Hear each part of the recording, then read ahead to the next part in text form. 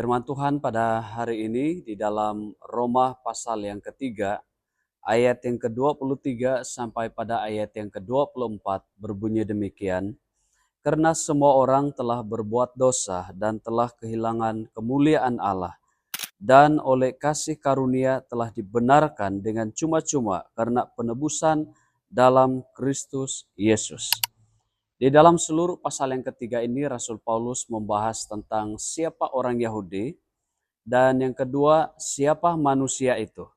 Kemudian ia menghubungkan bahwa orang Yahudi itu adalah manusia, dan semua manusia telah berdosa. Artinya baik orang Yahudi maupun siapapun adalah orang berdosa, karena telah kehilangan kemuliaan Allah. Orang mendefinisikan dosa itu dengan berbagai definisi. Ada yang berkata bahwa tidak ada dosa, yang ada hanyalah pelanggaran moral, yaitu apabila seseorang bertindak tidak seturut atau selari dengan peraturan atau hukum atau ketentuan, maka itu disebut sebagai sebuah pelanggaran, tetapi itu bukanlah dosa. Tetapi Alkitab berkata bahwa itu adalah dosa. Paulus dalam pasal yang ketiga ini berkata bahwa seseorang itu berdosa bukan karena dia melakukan dosa. Seseorang itu berdosa bukan karena dia telah mengatakan sesuatu yang berdosa, tetapi orang itu berdosa karena memang ia telah lahir di dalam dosa. Itu sebabnya semua orang berdosa, dan karena ia berdosa, ia telah kehilangan kemuliaan Allah. Dan tidak ada seorang pun yang mampu untuk melepaskan manusia dari ikatan dosa atau memberikan kemenangan kepada manusia dari segala akibat dosa selain daripada pribadi Yesus Kristus. Jemaat yang dikasihi oleh Tuhan, dosa adalah sebuah kuasa. Sehingga dengan kehadiran dosa atau kuasa dosa itu di dalam diri kita, maka ia akan memperhamba hidup kita.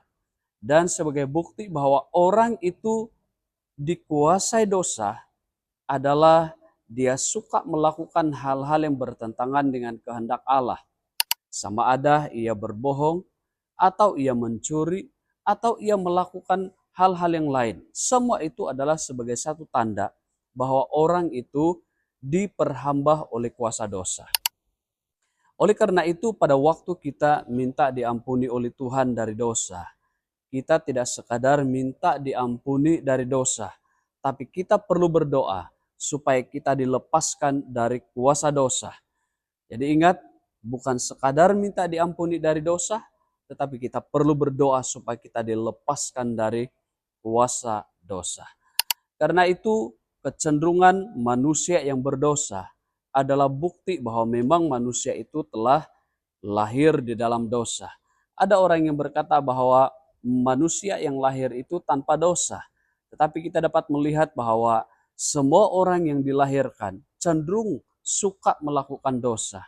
Ia dilarang untuk melakukan dosa, tetapi ia suka melakukan dosa. Ia disuruh untuk melakukan hal yang baik, tetapi ia sulit melakukan kebaikan.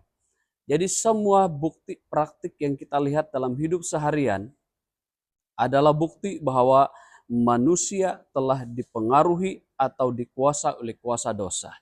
Maka sesungguhnya apa yang Paulus sampaikan di sini bahwa tidak ada seorang pun yang terkecuali dari pengaruh dosa, sekalipun ia baru lahir, sekalipun ia baru bayi, semuanya dipengaruhi oleh dosa. Karena itu jika semua manusia dipengaruhi atau dikuasai, diperhamba oleh dosa, itu berarti bahwa semua manusia memerlukan kelepasan dari dosa, yaitu Yesus Kristus. Berbahagialah kita yang telah menerima Kristus sebagai Tuhan dan Penyelamat kita, karena kita bukan saja diampuni oleh Tuhan dari dosa, tetapi sekarang kita telah dilepaskan dari kuasa dosa. Terpujilah Tuhan, mari terus setia pada Tuhan, layani Tuhan, lakukan apa yang Tuhan inginkan dalam hidup kita. Tuhan Yesus memberkati.